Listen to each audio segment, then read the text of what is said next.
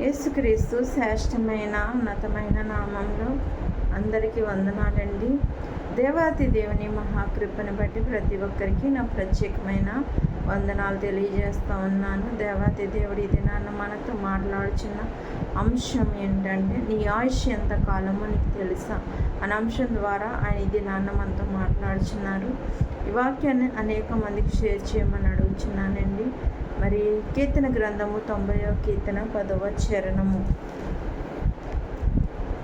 మా ఆయుష్ కాలము 70 సంవత్సరములు, అధిక బలమున్న ఎడల 80 సంవత్సరములు. అయినను వాటి వైభవము ఆయాసమే, దుఃఖమే, అది త్వరగా గతించుము, మేము ఎగిరిపోదుము. ఇక్కడ దేవుని వాక్యం సెలవిస్తుంది ఏంటంటే, మన ఆయుష్ కాలం ఎంతకాలం అంటే అండి 70 సంవత్సరములంట. ఒకవేళ అధిక బలం అంటే 80 సంవత్సరములంట. అయినా కూడా ఆ యొక్క ఆయుష్ ఎలా ఉంటుందంట, ఆయాసమే దుఃఖమే అని దేవుని వాక్యం సెలవిస్తుంది. మరి ఏ మనుషుడు కూడా తనకి ఎంత ఆయుష్ అనేది మరి ఖచ్చితంగా చెప్పగలుగుతారండి? ఒక వ్యక్తి నేను ఎంతకాలం బ్రతుకుతాను, ఎన్ని సంవత్సరాలు బ్రతుకుతాను అనే గ్యారంటీ ఎక్కడ ఉన్నదండి? ఈ యొక్క 70 సంవత్సరాలు మన యొక్క జీవితంలోనికి ఎందుకు వచ్చినాయి? మరి ఒకవేళ అధికమైన బలం ఉంటే 80 సంవత్సరాలుగా ఎందుకు మరి రాయబడింది అని చూసినట్లయితే, మరి దేవాది దేవుడు తన చేతులతో చేసిన మనిషి ఎవరండి? ఆదాము బతికిన సంవత్సరములు ఎంత అంటే 930 సంవత్సరములు. ఈ యొక్క 930 సంవత్సరంలో మరి ఇంకా ఎన్ని సంవత్సరాలు ఉన్నాయండి? 70 సంవత్సరాలు ఉన్నాయి. అంటే ఆ యొక్క 70 సంవత్సరాలు ఆయువు మనకివ్వడం అనేది జరిగినట్లుగా మరి యొక్క జీవ గ్రంథం ద్వారా మనకు తెలియబడుతుందండి. మరి ఈ యొక్క 70 సంవత్సరాలు ఆయుష్ మరి ప్రతి ఒక్కరు కలిగి ఉంటారంట? ఖచ్చితంగా చెప్పలేమండి. ఈ దినాల్లో భయంకరమైన పరిస్థితులు కాబట్టి మరి ఆ 70 సంవత్సరాలు, ఆ యొక్క 80 సంవత్సరాలు కూడా బ్రతుకుతారనే గ్యారంటీ లేదు. ఇప్పుడు వయసు పరిమితి కూడా లేకుండా మరి మనుషులు ఎలాగూ అయిపోతున్నారండి, మరణిస్తూ ఉన్నారు. ఏ విధంగా అంటే మరి భయంకరమైన వ్యాధుల చేత కానివ్వండి, మరి భయంకరమైన యాక్సిడెంట్ల ద్వారా కానివ్వండి, దేని ద్వారా అయినా కూడా అనేక విధాలుగా మనుషులు మరణానికి చేరువనుకున్న దృశ్యాలని మనం చూస్తూ ఉంటున్నాం.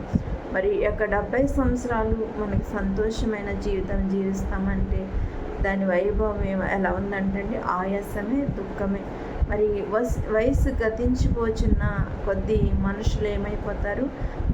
బలహీనులుగా మరి అయిపోతారండి. ఒకళ్ళ మీద ఆధారపడే జీవితం వాళ్ళలో ప్రారంభమవుతుంది. కాబట్టి అలాగ ఉండకూడదంటే మన ఆయుష్ కాలము మరి దేవుడు ఇచ్చిన దాంట్లో మనం నమ్మికతో జీవించినట్లయితే దేవుడు మనకి మంచి ఆరోగ్యాన్ని ఇస్తాడండి. మరి ఇక ఆయాసంతోనూ దుఃఖంతోనూ బ్రతికే జీవితం కలిగి ఉండి కంటే దేవునికి ఇష్టముగా మరి 30 సంవత్సరాలు బతికినా కూడా అది దేవుని దృష్టిలో చాలా ఆశీర్వాదము. కాబట్టి మన ఆయుష్ కాలము ఎంత అనేది మనము ఖచ్చితంగా చెప్పలేం. ఫలానా సమయంన, ఫలానా టయానికి, ఫలానా రోజున చనిపోతాను నేను అని ఎవరికైనా తెలుసండి? తెలీదు. ఈ యొక్క రాత్రి మనం కళ్ళు మూసుకుని పడుకున్న తర్వాత తెల్లవారి మరి మనం లేస్తామా లేదనేది ఎవరికి తెలియదండి. మన మరణము అంత భయంకరంగా ఉంటుంది.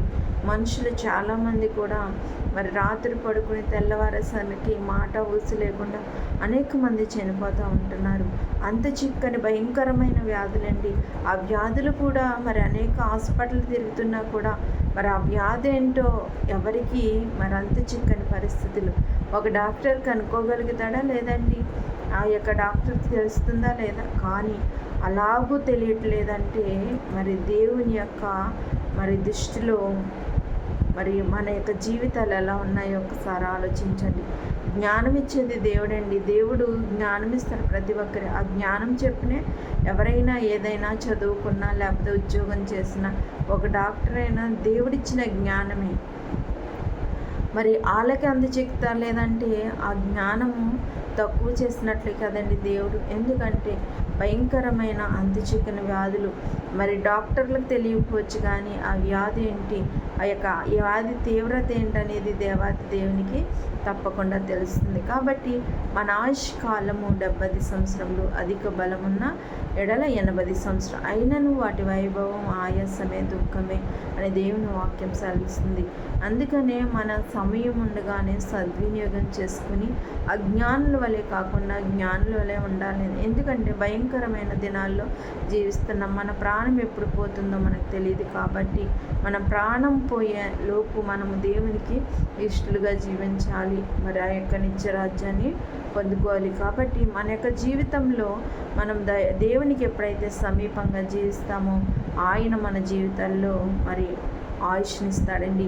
మరి హిజ్కియా మరణకరమైన రోగం చేత మరి చనిపోయే పరిస్థితి కలిగింది. మరి యొక్క హిజ్కియా కన్నీటితో ప్రార్థన చేశాడండి. దేవుడు ఇంకా 15 సంవత్సరాలు ఆయుష్ పొడిగించాడు. అలాంటి గొప్ప దేవుడు మన ఆయుష్ని కూడా మరి అంత మరి ఈజీగా తీసుకోడు కదండి. దేవుని యొక్క ప్రణాళిక చొప్పున మనల్ని నడిపిస్తూ ఉంటాడు. పుట్టిన ప్రతి మనిషి మీద దేవుని యొక్క ఒక ప్రణాళిక ఉంటుంది. ఆ ప్రణాళిక చొప్పున దేవుడు జరిగిస్తూ ఉంటాడు. కాబట్టి మన ఆయుష్ కాలము మనకి ఎంతో తెలియదు. కాబట్టి మనకి సమయం ఉండగానే మనము చేయవలసిన ప్రతి కార్యం చేసి రాకడి కొరకు సిద్ధపాటు కలిగి మరి జీవించేవారు ఉండడానికి పరిశుద్ధాత్ముడు యొక్క వాక్యము ప్రతి ఒక్కరి జీవితాల్లో ఫలింపజేయను గాక. ఆమె ప్రార్థన. మహోన్నతుడా, మహిమగల రాజా, సర్వోన్నతుడా, సర్వాధికారి, నీకు వందనాలయ్యా. ఈ దినము తండ్రి మా ఆయుష్కాలం ఎంతో మాకు తెలియదయ్యా. అయినప్పటికీ తండ్రి నాయన ప్రభా నాయన మా ఆయుష్కాలం 70 సంవత్సరంలో, అధిక బలం ఉండే 80 సంవత్సరంలోని నీ వాక్యం సెలవిస్తుంది. అయినప్పటికీ నాయన దాని వైభవం ఆవేశమే, దుఃఖమని వాక్యం సెలవిస్తూ ఉంది. ఆ యొక్క పరిస్థితుల నుంచి కూడా మనుషులు విడిపింపబడి మరి ఏ క్షణాన్ని ఏ విధంగా ఎవరు మరణిస్తున్నారో తెలియదయ్యా. ఎవరు ఎన్ని సంవత్సరాలు బ్రతుకుతారనే జీవితాలకి గ్యారంటీ లేని భయంకరమైన దుర్దీనంలో జీవిస్తుండగా ప్రభా మేము నాయన సిద్ధపాటు కలిగి నీ రాకడ కొరకు ఎదురు చూసేవారు ఉండడానికి నీ కృప అనుగ్రహింపచేసి నీ యొక్క నాయన మహిమను మా అందరి పట్ల ఉంచమని నజరేయుని యేసు నామములో అడుగుచున్నాను తండ్రి. ఆమేన్. అందరికీ వందనాలు.